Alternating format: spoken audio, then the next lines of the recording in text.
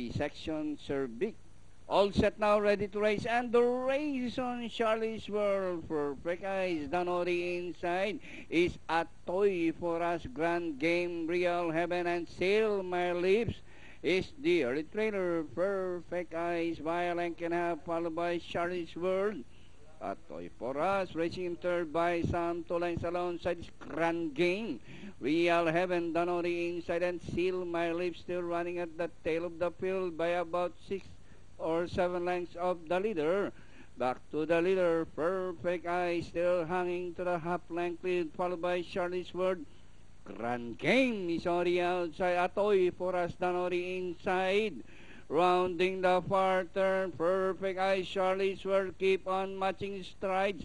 Then here comes Grand Game is on the outside as they race the last 450. Perfect Eyes, Grand Game is on the outside. Charlie's Word, Real Heaven as they race the final corner. Perfect Eyes still the leader. Grand Game is on the outside. Real Heaven on the inside.